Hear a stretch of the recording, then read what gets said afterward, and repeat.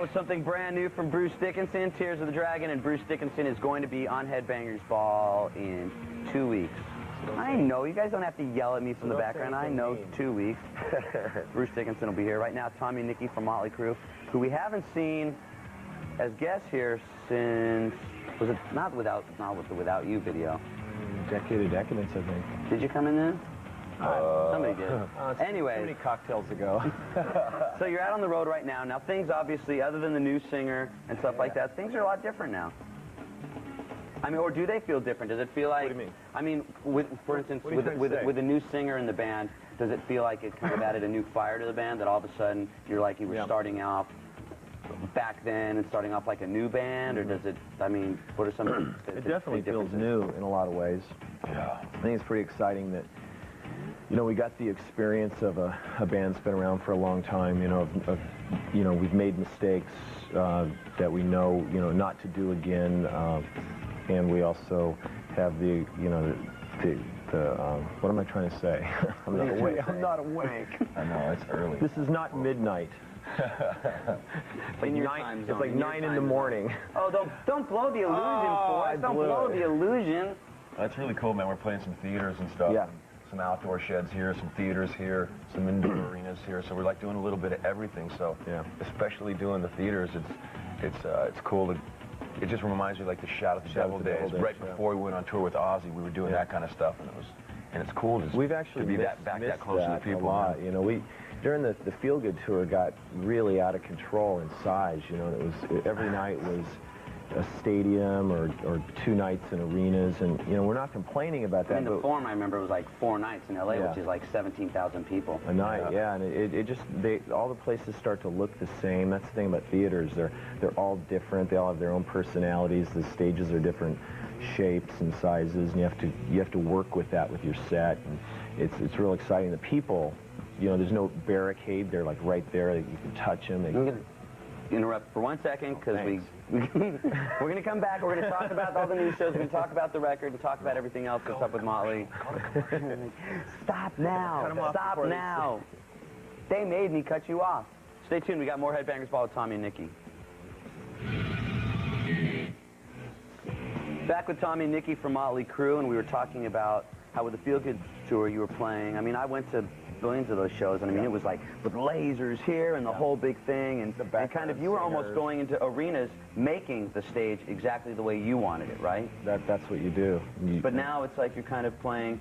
Well, we've been playing sheds, which, you know, for people that don't know what don't know, they're all outdoor amphitheaters and stuff, and a lot of those are really large too. They go anywhere from, you know, 12,000 to 40,000. And just about outside in the summertime having a good time. We got King's X, Typo Negative. We had now, why those bands? Because I know that Motley is one of the bands that really has a say in the bands that you guys take to open up for you. Exactly. Well, we were looking for bands that weren't anything like us, yet that we like, that we listen to. You know, we talked about a lot of different bands. We had the Butthole Surfers in line. We had the Ramones.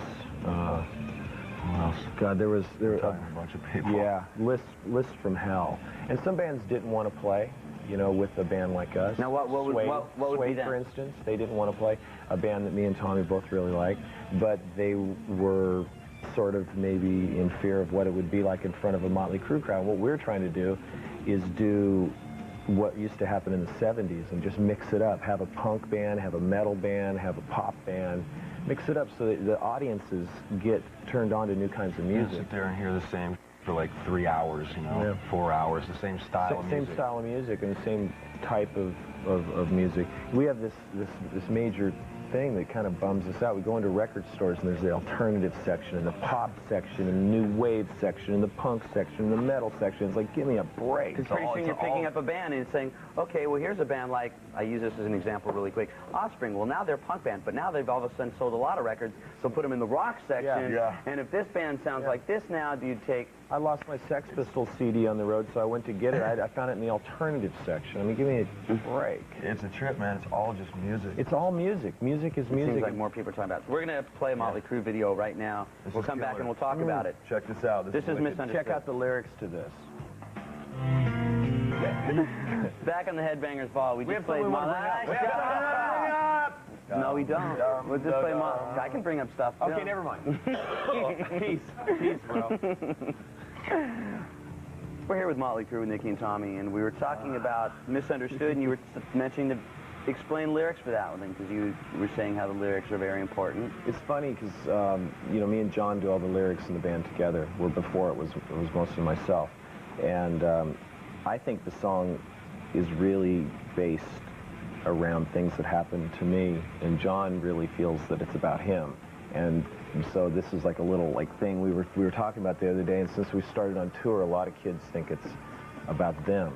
But that's what I was going to mention, that a lot of people, if there's a band that they're into their songs, they read the lyrics and they go, man, you wrote that song about me. I'm going through that stuff, which is that's what it's always, about. Well, that's what writing honest lyrics are about. You know, that's the thing with Motley. If we were going through, you know, sort of indulging in the excesses of life, that's what we wrote about. If we were going through other things, we write about that. Which would be, what would be the stuff that Motley Crüe is going through now that you could pick up on the new Well, record? I think that mature is such a weird word for a rock and roll band, but you know, I'm 35 years old, I have 2 kids, and you look so damn mature. Don't I look like a dad? Yeah, this is scary. This guy's somebody's dad. That's really scary. Really. And you have a daughter? Yeah, I have a daughter. So one day, No. your daughter... Don't start! Don't start! This is my dad, Nikki Sixx. I'd like, Mr. Nikki Sixx, I'd like to take your daughter out. Yeah? Well, she'll be home by 10. The kid will be home at 9:30. We'll be back with Motley. Right now, playing Metallica, Fade to Black. Now, Soundgarden with Black Hole Sun. Something about a Barbie on a barbecue. Always works for me. And we're here with Tommy and Nikki. And during the commercial break, we were talking about some of the music that you guys have been listening to lately, and what are some of the bands? I've been listening to 11, so have you? Yeah, that's a great record. 11 Great record. Have you heard it yet? It's great all the way through. I guess it was the original drummer from the Chili Peppers. Yeah, Jack Irons band. Yeah, and there's this girl who plays bass and does vocals, and a guitar player. It's 3-piece, but they're really talented. And Helmet's new album, I think, is better than the first one.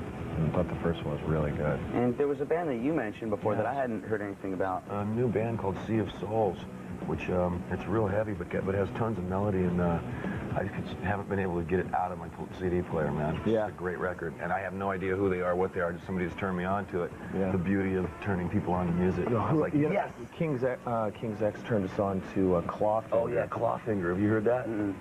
It's amazing. Wicked.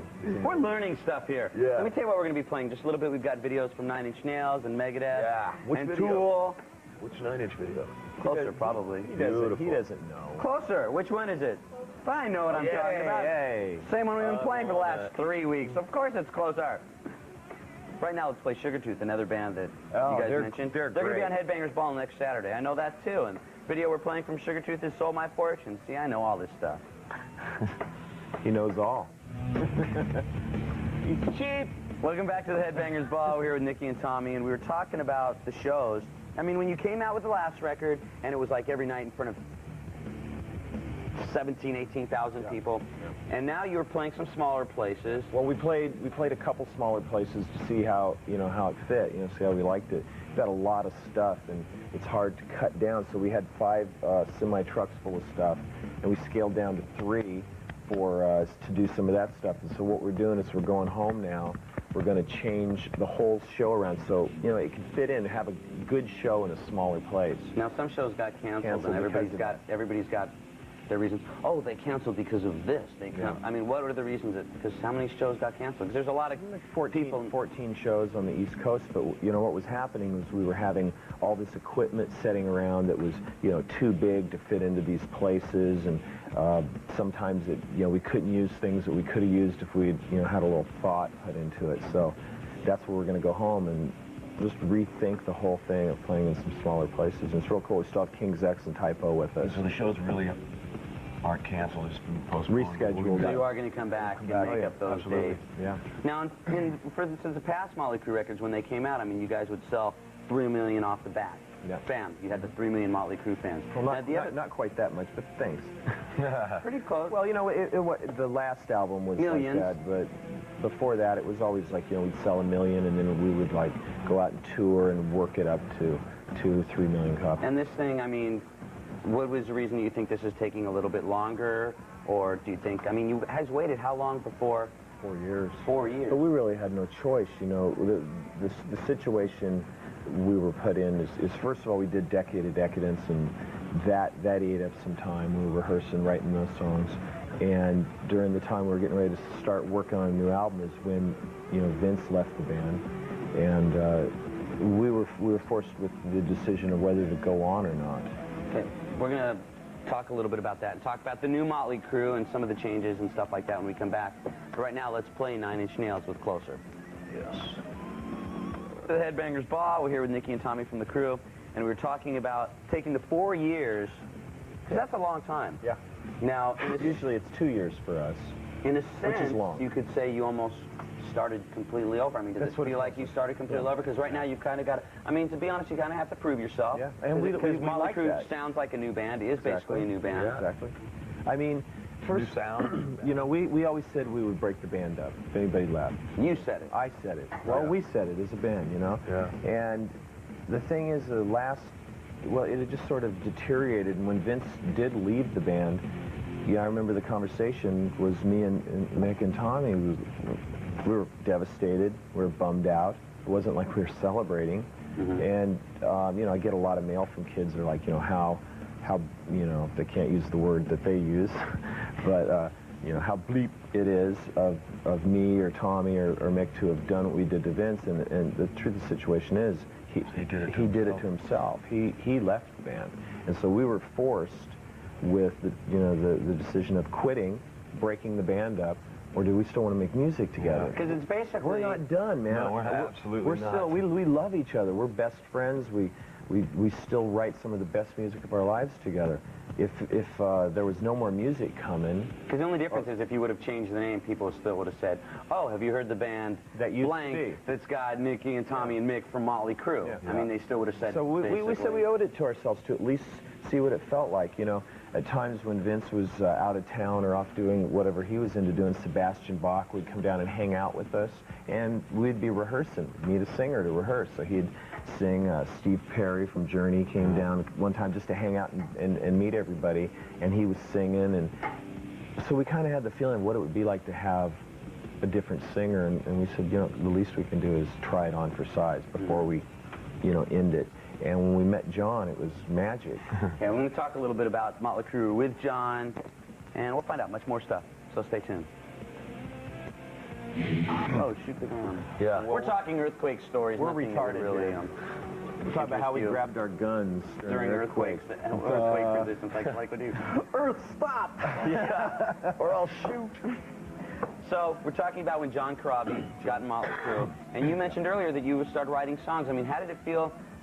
Because did John help you on, like, most of the songs on the new Motley Crue record? The thing was, when John came on board, we made a decision to not be any more of, I would write a song, or me and Mick would write a song, or Tommy would write a song and bring it to the band. Everything we would sit in a circle, and we would just write it together. I mean, I may have a riff, or Tommy may have a riff, or whoever, or John, but we all just contribute equally, and then when the music is as good as we think it can be, then we make a tape, and me and John would go away and write the lyrics. I didn't want to be the lyricist anymore for a singer. I wanted him to be into it, but I have a certain... So it really is a new Motley Crue. I mean, other than having a new singer, hey, we wanted to change the name. You guys are doing things a lot different. We wanted to change the name. What would have been a name? Well, I don't know. We never got that far. Because you got to realize that a record company signs a band. In essence, they own the music that you put out during that time, and that also is the name. And for them, they were like, you know, if you change the name, you're not going to sell as many records. And we're like, so what? We're a new band. And the business. Because you are still starting. I mean, pretty much, it's a new band. Motley Crue. You feel like you're starting brand new. Now, for people out there that want to go see the Motley Crue shows, tell them what you can understand. Because I mean, I remember just about every single Motley Crue tour, and every show was something different. And tell them what they can expect.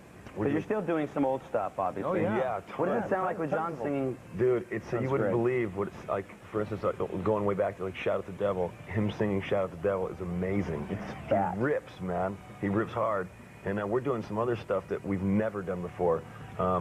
It's like we're doing our little version of Unplugged at the end of the show. We come out acoustically, a little tiny drum kit, and everybody's playing acoustically, and we do some old stuff, some new stuff, and we break people out have been cover tripping songs. going. Sometimes we do Beatles songs, Zepp songs, whatever. Changes all the time. Some people just last night I was checking on America Online, going, man, the acoustic set at the end of the show freaked me out. Yeah. Man, it was so amazing. And it Real was great to highlight. hear like Home Sweet Home on guitar instead of Right. piano, you know, and John plays harmonica in it. So also being able to play on just these kind of stages, you can change the show because you don't have to worry about the lasers going off at this time. Yeah, yeah. You can say, you know what, let's just put in this here and We do this do at a that different now. time. We Very cool. have no lasers, no pyro. We have great lights and just We're just winging it, man. Just Having wing fun, it. you It's know? great. Everything It's changes. like starting over. It's cool. It is. It is. Well, we're going to play Motley Crüe, the first video from the new album, which is out in your stores, of course. And go check them out. When are you going to resume the tour? On the 27th in Columbus, Ohio. So that will be it with the same opening bands, King Sixx and Typo. Yeah. Okay, thanks for stopping by. Right now, let's play Motley Crüe with Hooligan's Holiday. Sex, and we called Motley Crüe back here for a reason. There's an EP that we've been to yell at you. There's an EP that I didn't even know anything about that you guys are going to be putting out soon. or- Well, it's out. You can order it through the new album. Yeah. There's a little order form in there, and to like cut out the middleman record store kind of deal. Yeah. Just for the diehards. Yeah, you could order it through mail order, and it's like $6 or something, something like that, really cheap. And it's got like 6 songs on it. And our producer, while we were cutting that record, said, you know, he had heard each guy's like kind of writing efforts on their own. He goes, man, you guys like all have your own weird styles, and he goes, I want each guy to take like 2.5 minutes and go totally off, do whatever you want. Yeah. Musical freedom, no input from anybody else. Everybody just go on their own. Solo, And let's see what happens. solo. Each guy did a solo kind of a... So it kind of shows exactly what everybody's style was. And what so in a ingredients. nutshell, right before we go, Yeah. what did every person sound like? So yours was more of a, as Nikki's would be, and Mine was like a hardcore kind of... Reminds me of the Beastie Boys meets some real metallic guitar. or Yeah. something. Beastie Boys meet Pantera or Yeah, something. yeah. Biohazard. And there you go, something like that. You know, it's just And he sings, he played guitar, bass, drums. the whole You know, I deal. did the same thing. I don't know. Mickey's is just... Psycho. It's like just it's wicked, man. It's more... Mickey's is a lot more... Maybe The Cure meets, or Sisters of Mercy meets yeah. the Pistols. There you go. Yeah, very punk. It's like a great punk chorus, man. So to get this, if you look in the record, there's an order form in it. Yeah, and well, it's called- there's one other thing. It's really cool. You know, John's mix, and there's a song there called Baby Kills that Billy Preston played clavinet on, who's, oh, it's amazing. So there's 4 solo songs, 1 song of the whole band with Billy Preston. There's a lot of talking and personal stuff between it. Yeah, it's pretty funny. And you can get it at the live show, too. We're selling it there. And we just want to keep it kind of personal. Now, the record company wants, it's getting such great response, they want to release it. If we do, we want to change it. We want to take maybe the talking out, add a couple more songs, change it around so that this one that's out is really just for the diehards. So it really is. I mean, we mentioned it before, but it really is like a brand new band kind of starting off. You Yeah. got to almost pay a lot of dues as you did when you started off, when you And we don't first have a started. problem with that. We love it. So you know? like kind of the whole Totally. starting over Love fresh, it. like the young. I Very love cool. it to death. I mean, I'm probably having the best time I've had in over 10 years. Yeah. Because Love people would think, oh yeah, you've been, when it's the big thing, but then it almost big becomes thing like, sucks. yeah, like you said before, it's sterile. It's Vegas, man. Yeah. I'm in a rock and roll band. I don't need the background singers and the lasers and the pyro. I stand up there, I feel like a puppet. Right. Now it's real guys playing real music. Right on. Yeah. Stay tuned, we got more Headbangers Ball.